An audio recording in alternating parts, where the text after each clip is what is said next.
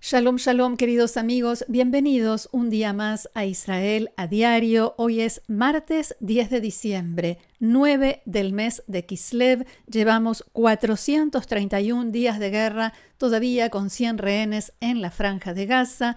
Y hoy es un día en el que las noticias de la guerra, los caídos, el destino de los secuestrados, la situación en Siria, se mezclan con la información local, casi que pelean por el lugar central en las primeras planas de los diarios, porque hoy, por primera vez en la historia de Israel, un primer ministro en ejercicio se presenta a declarar en un juicio en el que se lo acusa en 3 causas diferentes de delitos de corrupción. Y vamos a ver cómo reflejan todo esto las primeras planas de los diarios hoy aquí en Israel.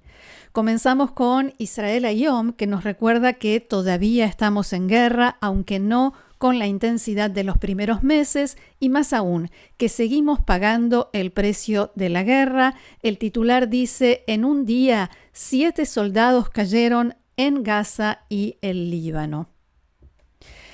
4 reservistas, allí los vemos, 4 reservistas israelíes murieron en un accidente operativo en el sur del Líbano cuando explotaron municiones en un túnel. Los 4 soldados pertenecían a la brigada de paracaidistas de la reserva. Hablamos del mayor Yevgeny Sinershain, de 43 años, de Zichron Yaakov, capitán Sagi Yaakov Rubinstein, de 31, del Kibutz Laví, sargento mayor Binyamin Negose, de 28 años, de Beit Shemesh, y el sargento de primera clase Erez Ben Efraim, de 25 años, de Ramat Gan. El incidente se produjo cuando realizaban búsquedas en la zona de Labune, en el sur del Líbano. Las tropas encontraron la entrada a un túnel de Hezbollah donde aparentemente se almacenaban armas. Según una investigación inicial de las Fuerzas de Defensa de Israel, cuando los soldados entraron en el túnel, se produjo una gran explosión que a su vez provocó la detonación de las armas que sí había dejado Hezbollah en ese lugar, y eso hizo que las paredes y el techo de ese pasaje subterráneo cayeran sobre ellos. El derrumbe atrapó a los 4 soldados. Las operaciones de rescate de los cuerpos duraron 12 horas. La evaluación militar concluyó que la primera explosión muy probablemente fue causada por explosivos dejados previamente por fuerzas de élite de las Fuerzas de Defensa de Israel, del ejército israelí, y los soldados que entraron en el túnel no habían recibido la información sobre la presencia de esos explosivos en el lugar. Las Fuerzas de Defensa están investigando también esto, porque los soldados no sabían que allí estaban los explosivos que finalmente provocaron la muerte de los 4 soldados. El ejército también investiga otras vías, incluyendo si algún otro detonante causó que las armas de Hezbollah en el túnel estallaran como una trampa explosiva, aunque esto se considera menos probable. Y en la Franja de Gaza, 3 soldados israelíes murieron y otros 12 resultaron heridos en combates en el norte de la Franja. Los 3 pertenecían al batallón Shaked de la brigada Givati. Allí los vemos: sargento Ido Llano, de 20 años, médico de combate de Yehud Monoson; el sargento Barak Daniel Halpern, de 19 años, de Kiryat Ono; y el sargento Omri Cohen, de 19 años, apenas 19 años, de la ciudad de Ashdod. El diario Yediot Aharonot trae hoy una columna firmada por el periodista experto en temas militares Yossi Yoshua, cuyo título es "El desgaste provoca desgracias", y habla de la sensación que se produjo en los últimos días, en las últimas semanas, y por eso yo decía antes que las tapas de los diarios nos recuerdan que todavía estamos en guerra, esa sensación de que la guerra terminó después del cese de fuego con Hezbollah en el Líbano, los informes sobre un inminente acuerdo para liberar a los rehenes y lo que sucedió en Siria. Y todo eso nos dio, dice, la sensación de que la guerra se está terminando. En el caso de los soldados caídos en el sur del Líbano, como dijimos, no tenían la información que debían haber tenido y que pudo haber evitado la tragedia, y esto exige una investigación exhaustiva, dice el experto, no solamente para darle respuestas a su familia y al público en general, sino para que una vez que los soldados israelíes tengan que volver a entrar al sur del Líbano, incluso si el cese de fuego se mantiene, tendrán que hacer incursiones ocasionales. Este tipo de errores no se repitan. También habrá que investigar lo que sucedió en Jebalia, en la Franja de Gaza, porque allí los soldados estaban a punto de subir a un camión. Era una cantidad importante de soldados todos juntos y las órdenes de Tzahal indican que está prohibido circular por la Franja de Gaza en esos camiones durante el día, a la luz del día, precisamente por este tipo de peligro. El Comando Sur ya comenzó a investigar lo sucedido y los resultados finales de la investigación se le van a entregar primero a las familias de los soldados caídos, por supuesto, y después se darán a conocer públicamente. Lo que tienen en común estos dos incidentes trágicos es que no se produjeron en medio de un intercambio de fuego, de combate con el enemigo, sino que forman parte del precio, dice el experto, de una guerra extensa, continua y desgastante. Algo que, sin excepción, sin ninguna duda, influye en la disciplina, en cómo se aplican las normas en el terreno, más aún cuando ya nos acercamos a cumplir 500 días de guerra y, agrego yo, hay soldados que llevan cientos y cientos de días de servicio, algunos incluso casi sin interrupción. Seguramente esta es una de las razones por las que los enemigos de Israel, Yihya Sinwar de Hamás y Hassan Nasrallah de Hezbollah, justamente querían una guerra extensa, una guerra que desgaste al frente civil, que mine su resiliencia, su capacidad de resistir, su ánimo, que también afecte la economía israelí, el desarrollo del país y, por supuesto, lamentablemente, que también tenga efecto en las fuerzas de defensa de Israel. Decía al principio que los grandes temas de hoy compiten por el lugar en las primeras planas y ahora vemos la del diario Yediot Aharonot, que encabeza con las fotos y la noticia de los soldados caídos, pero dedica el centro de la atención al primer ministro Netanyahu. Allí lo vemos junto al titular El momento de la verdad. Por primera vez en la historia de Israel, un primer ministro en ejercicio del cargo, como decíamos, declara como acusado ante un tribunal, también lo dice este diario. Y en la bajada amplía, hoy a las 10 de la mañana, 8 años después de que comenzaran las investigaciones en su contra, el primer ministro Netanyahu se presentará, dice el diario de esta mañana, a declarar en una sala subterránea protegida del Tribunal de Distrito de Tel Aviv. A esta hora ya se presentó, está declarando y hay que explicar también que la causa la lleva el Tribunal de Distrito de Jerusalén, pero no estaban dadas las condiciones de seguridad adecuadas para que declare allí el primer ministro. No hay ningún refugio, sala protegida y otras condiciones que obviamente nosotros no conocemos. Y entonces, por eso, la declaración se trasladó a Tel Aviv, a esta sala en particular, especialmente después del incidente en el que Hezbollah lanzó un dron contra la residencia del primer ministro en Cesarea. El primer ministro va a declarar 3 veces por semana, 6 horas cada vez, explica el diario, y se estima que todo este proceso de declaración de Netanyahu va a durar al menos 2 meses.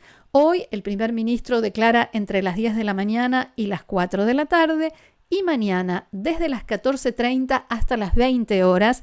Esto es excepcional y se debe a la visita del presidente de Paraguay, que va a estar mañana en el Parlamento, en la Knesset, y allí va a dirigir la palabra.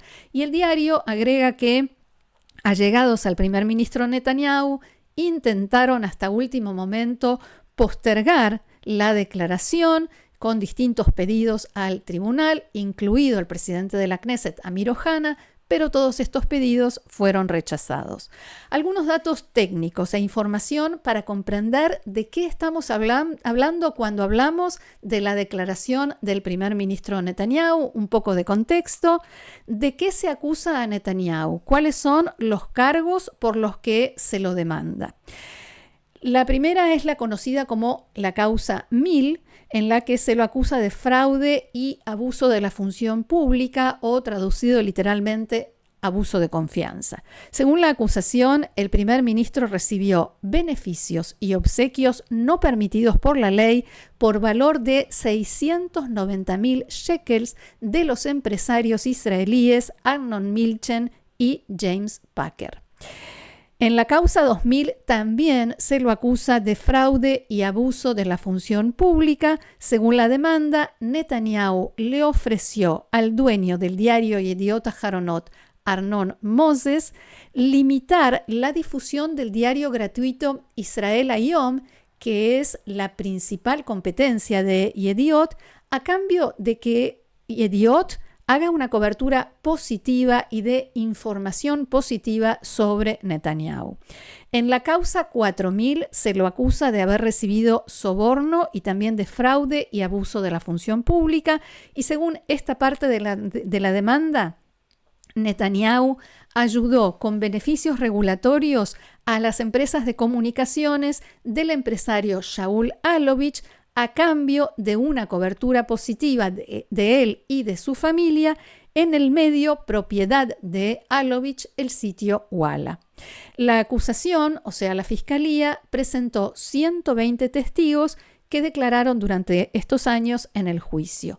Ahora es el turno de la defensa y comienza con la declaración de Benjamin Netanyahu. Después van a declarar los otros acusados, el editor y propietario del diario Yediot Aharonot, Arnon Moses, en la conocida como causa 2000, y Shaul Alovich, propietario de Walla, en la causa 4000.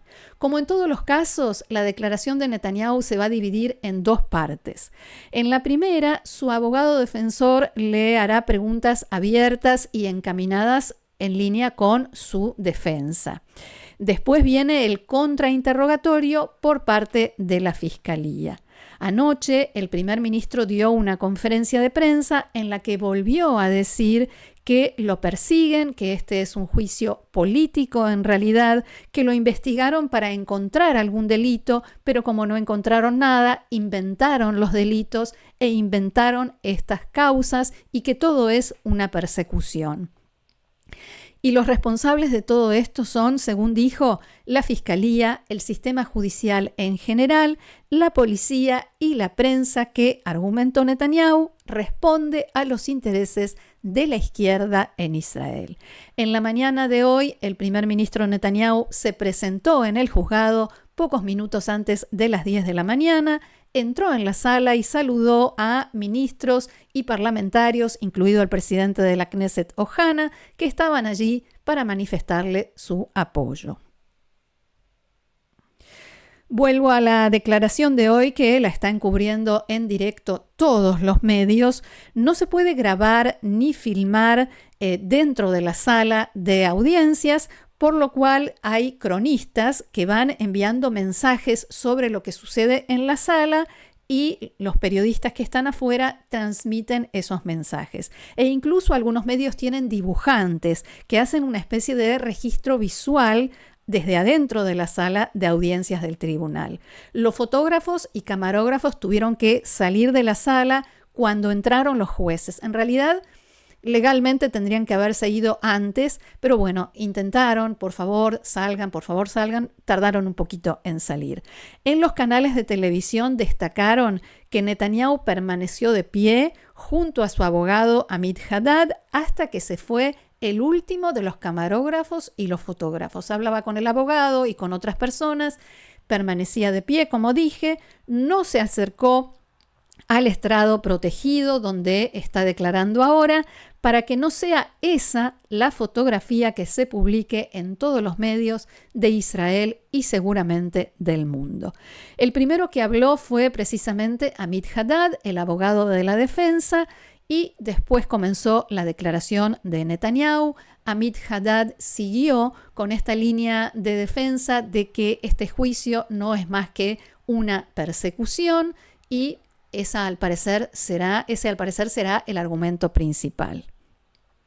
Mañana, por supuesto, vamos a ver cómo reflejarán y cómo analizarán los diarios y otros medios de Israel y de otros lugares este primer día de declaración del primer ministro Netanyahu.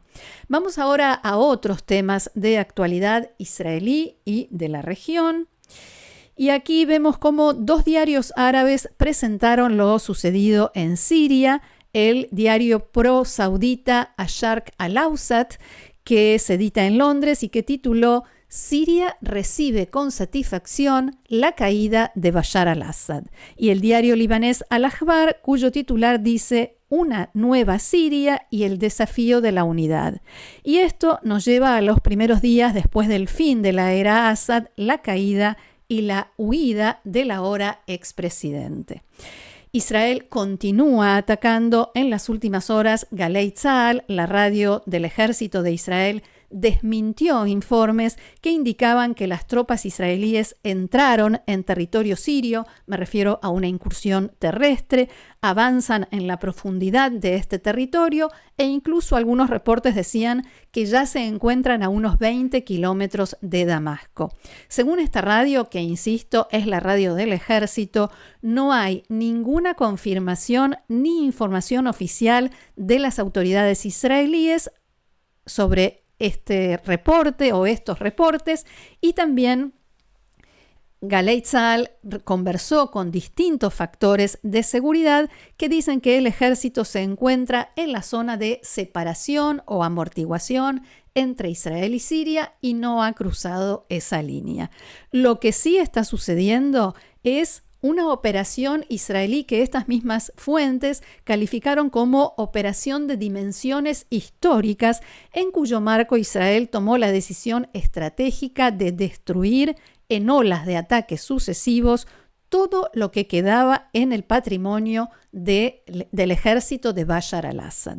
Solo en las últimas 24 horas, la Fuerza Aérea Israelí llevó a cabo casi 300 ataques en territorio sirio, bases militares, aviones de combate, helicópteros, tanques, vehículos blindados, sistemas de defensa, sedes de inteligencia, y a esta hora ya informes que indican que Israel también destruyó el principal centro de producción de armas del ejército sirio. Todo ese patrimonio militar que pertenecía al régimen anterior que gobernó Siria hasta el domingo a la mañana, todo ha sido sistemáticamente destruido para que no llegue a manos de los nuevos gobernantes de Siria, los rebeldes. Según informó anoche Canal 12 de la televisión israelí, entre los lugares atacados está el aeropuerto militar de Almazeh en Damasco, y ahí estamos viendo imágenes de esta ofensiva, y otras bases en la capital, como así también en las provincias aledañas a la frontera, Quneitra y Dara, y la base de la Fuerza Aérea en la provincia de Sueida, en la zona sur del país, llegando a una distancia de unos 100 kilómetros de la frontera con Israel. Una fuente citada por Galei Tzahal dijo: es una de las operaciones más grandes en la historia de la Fuerza Aérea israelí. Estamos destruyendo todo el ejército completo de un país. Y la misión, dicen, todavía no ha terminado. La ofensiva continúa. Allí vemos imágenes tomadas en la localidad de Kardaha, donde nació Hafez el-Assad, el dictador padre de Bashar. Allí, en las últimas horas, derribaron la estatua que se había erigido en su honor.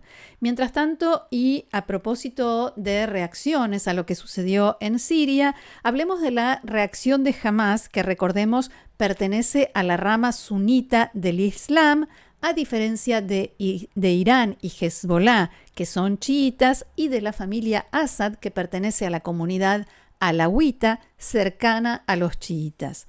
Hamás, decía, reaccionó con un comunicado en el que señalaron: felicitamos al pueblo sirio por su triunfo en el logro de sus metas y sus anhelos de libertad y justicia, lo cual sin duda es una muestra de apoyo de Hamás a los rebeldes en Siria, que son sunitas, que derrocaron a una pieza clave muy importante en el eje chiita que encabeza Irán, que como sabemos ayuda y sostiene a Hamás, o por lo menos lo hacía hasta ahora. Algunos analistas dicen que en realidad lo que refleja este mensaje es una división interna muy profunda y fuerte en Hamás entre quienes están con Irán y quienes están en contra. Y a esta situación refleja esta situación en la que Hamás sunita, forma o formaba parte hasta ahora del eje chiita de Irán, junto con Hezbollah, las milicias de Irak y Siria, que sin duda alguna los ayudó mucho durante este último año en el marco de la guerra. Pero esta interna en Hamás, quienes están contra Irán y quienes están con Irán, dentro del liderazgo de Hamás, no es nueva. Por ejemplo, uno de los líderes de Hamás, Khaled Mashal, es considerado quizás el mayor opositor a Irán dentro de Hamás, a diferencia de Ismail Haniyeh, que sí estaba a favor de tratar y de recibir ayuda de Irán, aunque esto después le costó la vida porque, como sabemos, fue eliminado en Teherán. Al mismo tiempo, dicen los analistas, dentro de Hamás, lo que en realidad pone a unos y otros de un lado y del otro a favor y en contra de Irán es que no olvidan lo que sucedió en la guerra civil siria y cómo ese mismo eje, esos mismos factores chiitas masacraron a la población siria sunita y en gran medida a miles de palestinos en los campos de refugiados en distintos lugares del territorio sirio. A propósito de Hamás, hablemos ahora de los secuestrados, los 100 secuestrados que fueron llevados de Israel el 7 de octubre en la masacre liderada por Hamás. En las últimas horas, desde Qatar dieron a conocer un informe según el cual Hamás le habría entregado a los mediadores una lista de rehenes secuestrados en Israel que serían liberados en el acuerdo que se negocia. Fuentes de alto rango que hablaron con este medio confirmaron por primera vez que hay un progreso considerable en los contactos para la liberación de los secuestrados e incluso hay probabilidades de concretar el acuerdo, de llevarlo a la práctica en el lapso de unas semanas. También medios árabes informaron sobre estos avances en las últimas horas. El acuerdo del que se habla, según todas las estimaciones, será, al menos en la primera etapa, un acuerdo parcial, limitado, y no la liberación de todos los secuestrados de una sola vez. Por el momento, y a pesar de todos estos informes que hablan de avances, no hay una indicación concreta y fehaciente de que Hamás esté dispuesto a renunciar a su exigencia de que para comenzar a cumplir el acuerdo, comenzar a liberar rehenes, se debe dar por terminada la guerra y el ejército israelí debe retirarse. Según Canal 12, los mediadores dicen que hay señales de que en Hamás comprenden que Israel no puede aceptar esta exigencia. Primero porque se corre el riesgo de que Hamás engañe, como ya lo hizo la vez anterior, que interrumpa el proceso de liberación y se quede con algunos rehenes. Y también por las presiones políticas que tiene el primer ministro Netanyahu por parte del ala de extrema derecha de su gobierno, que lo amenaza con hacer caer la coalición. De acuerdo con Canal 12, Israel y Hamás ya intercambiaron borradores de propuestas de acuerdo, pero son parciales y el contenido no se da a conocer, al menos públicamente. El jueves está previsto que se reúna el Gabinete de Seguridad en Israel para seguir tratando este tema y seguir intentando liberar a los 100 rehenes, los que están con vida, para que puedan comenzar el proceso de recuperación física y emocional y a los muertos para darle sepultura digna. Y antes de terminar, quiero actualizar una información porque, como decía, el primer ministro Benjamin Netanyahu está declarando en el juicio en su contra y por el momento está repitiendo, insistiendo en los argumentos que esgrimió su abogado. El juicio es una farsa, es absurdo, sin verdad no hay justicia. Hasta aquí nuestro encuentro de hoy. Muchísimas gracias por haberlo compartido con nosotros una vez más. Gracias por los mensajes y los invito, como cada día. Hasta aquí entonces nuestro encuentro de hoy. Muchísimas gracias por haberlo compartido con nosotros una vez más. Gracias también, como siempre, por los mensajes. Los invito a seguirnos en el canal, a suscribirse y a compartirlo. Y los espero mañana aquí en Israel a Diario. Que tengamos buenas noticias. Shalom.